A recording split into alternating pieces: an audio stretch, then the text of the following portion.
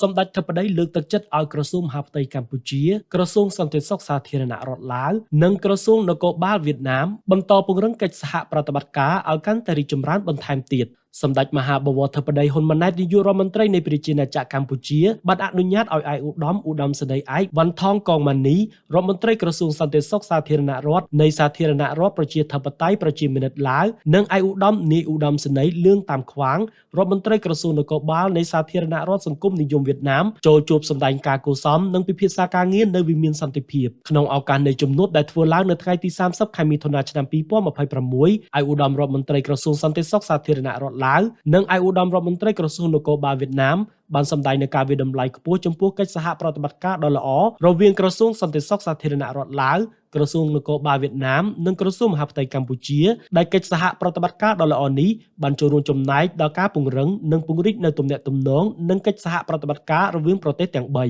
ឧត្តមរដ្ឋមន្ត្រីក្រសួងសន្តិសុខសាធារណរដ្ឋឡាវនិងឯកឧត្តមរដ្ឋមន្ត្រីក្រសួងនគរបាលវៀតណាមក៏បានជម្រាបជូនសម្ដេចធិបតីអំពីលទ្ធផលប្រកបដោយផ្លែផ្កានៃកិច្ចប្រជុំថ្នាក់រដ្ឋមន្ត្រីលើកទី2រវាងក្រសួងមហាផ្ទៃកម្ពុជាក្រសួងសន្តិសុខសាធារណរដ្ឋឡាវនិងក្រសួងនគរបាលវៀតណាមដែលកម្ពុជាធ្វើជាម្ចាស់ផ្ទះព្រមទាំងបានគូបញ្ជាក់អំពីការបដិញ្ញាចិត្តក្នុងការបន្តជំរុញកិច្ចសហប្រតិបត្តិការរវាងក្រសួងទាំង3ឲ្យកាន់តែល្អប្រសើរថែមទៀតជាការឆ្លើយតបសម្ដេចធិបតីបានសម្ដែងនូវការអបអរសាទរចំពោះលទ្ធផលប្រកបដោយផ្លែផ្កានៃកិច្ចប្រជុំថ្នាក់រដ្ឋមន្ត្រីលើកទី2នេះសម្ដេចធិបតីក៏បានរំលឹកអំពីចំណងមិត្តភាពជាប្រពៃណីរវាងកម្ពុជាឡាវវៀតណាមដោយសម្ដេចធិបតីបានលើកឡើងពីការប្រារព្ធខួបលើកទី70នៃការបង្កើតទំនាក់ទំនងការទូតកម្ពុជាឡាវក្នុងឆ្នាំ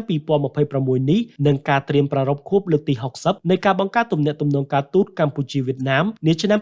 2027ខាងមុខនេះ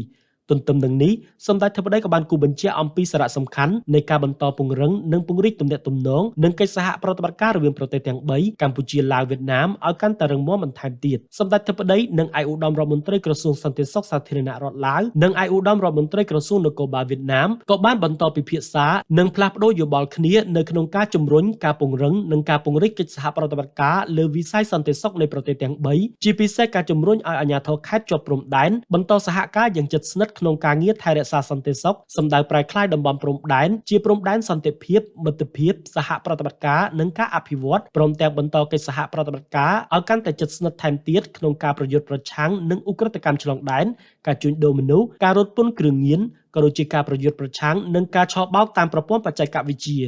មុននឹងបញ្ចប់សម្ដេចធិបតីបានលើកទឹកចិត្តឲ្យក្រសួងមហាផ្ទៃកម្ពុជាក្រសួងសន្តិសុខសាធារណរដ្ឋឡាវនិងក្រសួងនគរបាលវៀតណាមបន្តពង្រឹងនិងពង្រីកទំនាក់ទំនងនិងកិច្ចសហប្រតិបត្តិការរវាងក្រសួងទាំង3ឲ្យកាន់តែរីកចម្រើនបន្ថែមទៀតដែលកិច្ចសហប្រតិបត្តិការទាំងនេះនឹងចូលរួមចំណែកដល់ការពង្រឹងទំនាក់ទំនងនិងកិច្ចសហប្រតិបត្តិការរវាងប្រទេសទាំង3ក៏ដូចជាការជំរុញការពង្រឹងនិងពង្រីកកិច្ចសហប្រតិបត្តិការលើវិស័យសេដ្ឋកិច្ចពាណិជ្ជកម្មនិងការវិនិយោគជាទីបញ្ចប់សម្ដេចធិបតីជំរុញឲ្យការបង្កើនការផ្លាស់ប្ដូរនិងរឹតចំណងទំនាក់ទំនងនិងមិត្តភាពរវាងប្រជាជននិងប្រជាជនជាពិសេសក្នុងស្រទាប់យុវជននៃប្រទេសទាំង3